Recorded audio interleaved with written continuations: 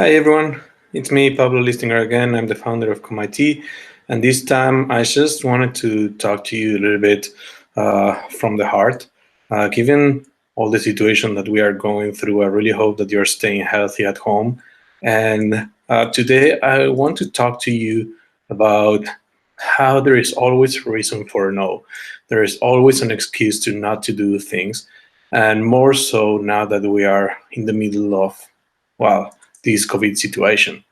So, just to give you a little bit of background, this is a place where I grew up. I grew up in a low income apartment complex back in Buenos Aires. My parents are self made professionals. Um, I didn't grow up with a lot of things. I like my parents used to buy me a Hot Wheels from time to time whenever they were able to do so. I didn't have many toys or anything, but I was happy. I had a soccer ball. I played a lot uh, on the street, and you can say that. I mean, I don't come from money. I don't come from having tons of opportunities other than my parents just teaching me how to do things for myself. So I grew up with a lot of people telling me, you can't do this, you can't do that. I mean, that's the way that many of us grow up. And then I went, like, I was a teenager, I went to school, and it was always the same. And then suddenly you're an adult, you're a young adult, and everything changes, but you still believe that you know everything. I started having many jobs at the beginning.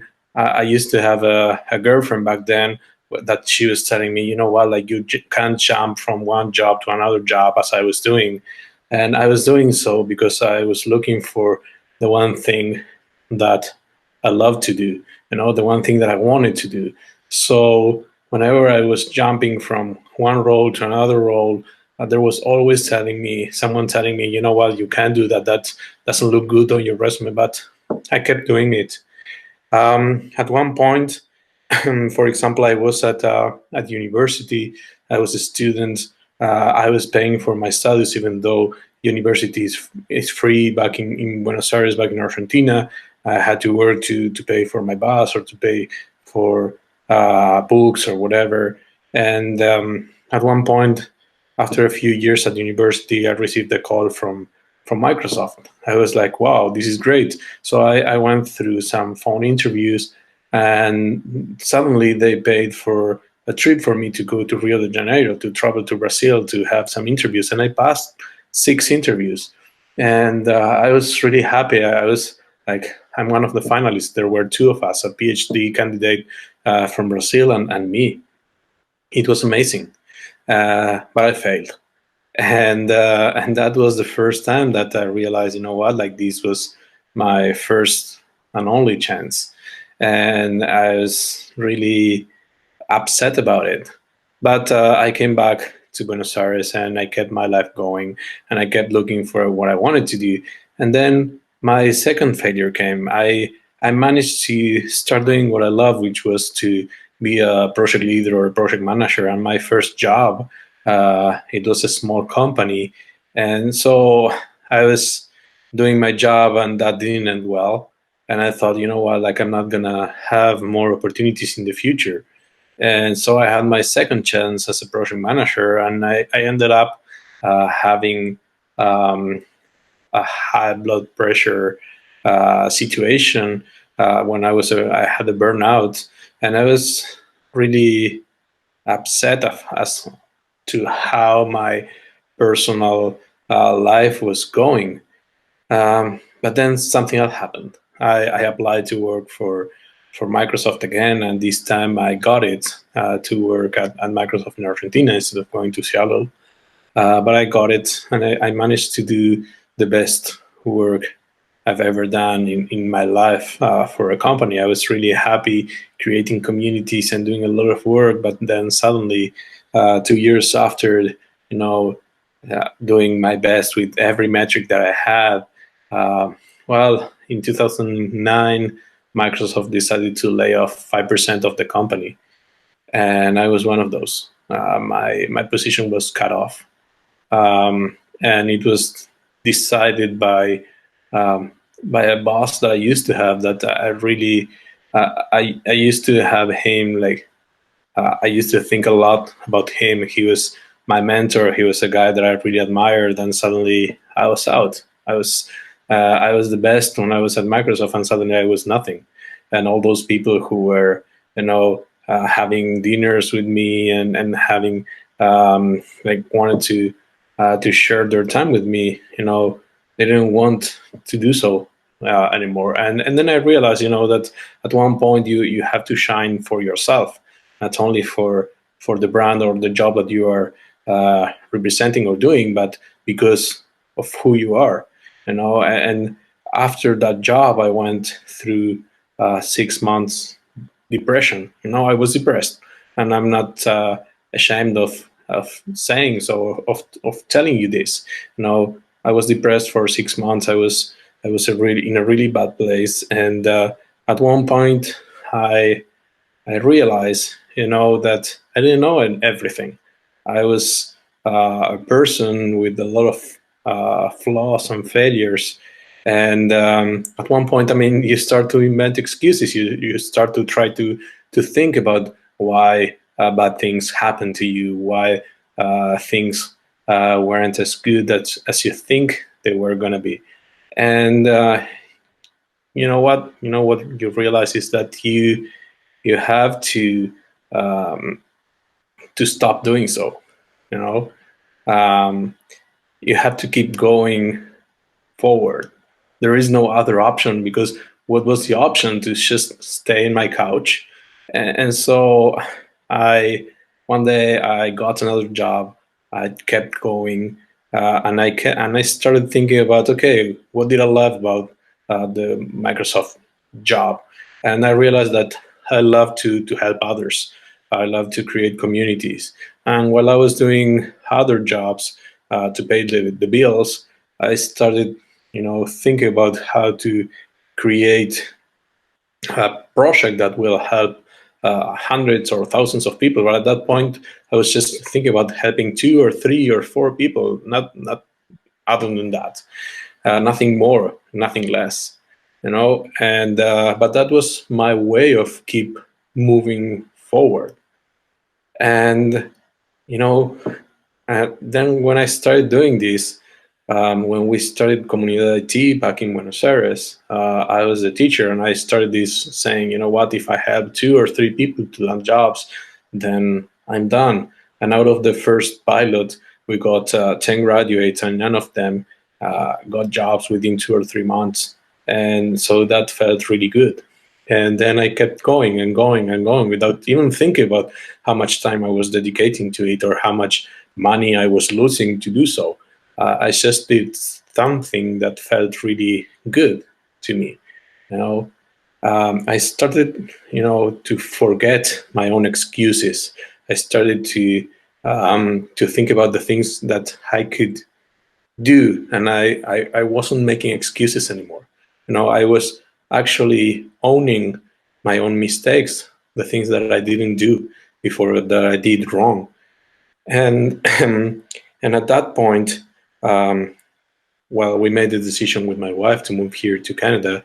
And when I was actually in a good place in terms of helping others and feeling really well for doing so, I decided to move to another country and start again. And it wasn't easy. And so there were many points in my life where I could make excuses. I arrived to a new country where it was difficult to get new clients for my personal job. It was difficult to do anything, because you're someone new. It doesn't matter who you were for the previous 30 or 30 something years. You're new. You have to prove what you can do, and you can't make excuses. You know how to do it, but you have to start doing it again. And it's not always easy, And after being here for over a year and a half, my wife told me, "Hey, you know what? There are tons of people who are in need here in Canada, and so I think that it might be really useful for you to do the same as you were doing back in Buenos Aires." And so I tried. I tried again, and again, because I was new in a new country, nobody was answering my emails, nobody was picking up my calls, and that's not an excuse. What I did was use my networking skills to try to find a way, and so I paid from my own pocket a trip to Kitchener and well, to Toronto actually, and then I met people from Google Canada because we were working with Google Argentina back in Buenos Aires, and then that gave me the chance to start the first pilot of ComIT here in Canada, and that, that's history. That led to two pilots in 2017, 7 courses the next year, 17 courses in 2019, and it keeps going. So at one point I said, you know what, like no more excuses for me. And you know that brings us to today. What I can tell you is that over close to 9 years working at ComIT and doing these programs, I've seen all kinds of people. I've seen people who are telling me that they can't make it.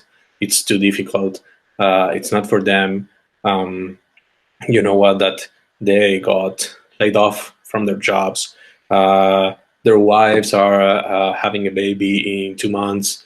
You can hear like many reasons why not to. You can hear many reasons why you're not the right person to make it. You can hear the reason why um, there is no future. And in situations like the current one, where we are all reading bad news all day long, where we are all uh, being, receiving tons of bad vibes all day long for weeks. And then many people think that there is no future. I've heard that. Many people wrote to me saying, you know what, like, there is no point on finishing a course. There is no point on making an effort. There is no point on this. And what I've been telling them is that this will all be over soon, sooner or later, but it will be over. And whatever you do or don't do today will define your future. So if you are at home learning, if you are at home trying to help others, because maybe you're a service provider and you're able to help others in need, even if you are in need, but helping others, even if when you are in need, helping others, it means the world, you know. And so what you do will have an impact.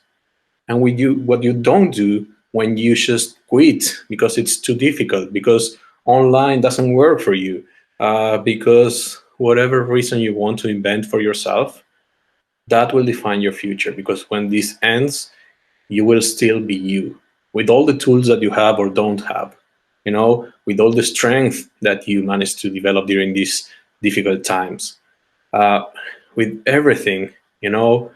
If you finish, if after this current situation, you go out to the world with all these new tools, with all this new learning, with all this new strength, and you are able to show the world how you managed to flourish during a difficult time, then the world will see that. If what the world sees is a person who just went stockpiling food and was in panic mode, thinking that the world was going to end, and once everything is done, then that person is still like in fear of what will happen next, then that will show as well. So now that we have the time, or now that you have the possibility of choosing what you're going to do, okay? Don't just freeze because of this situation or any other situation. You can be scared. That's fine to be scared, but you can't let the fear freeze you. You have to keep moving forward, because that's the only direction that you can take. If you just stop, the world won't stop spinning because you stop. Okay? So please just remember my words. Try to do your best during this situation. Try to keep learning. Try to help others. Try to support your loved ones. Try to enjoy things that will make you overcome this situation, and just work on your future. That's everything I have to tell you today. Again, thank you so much for listening, for watching this talk, and I hope to see you soon. Bye.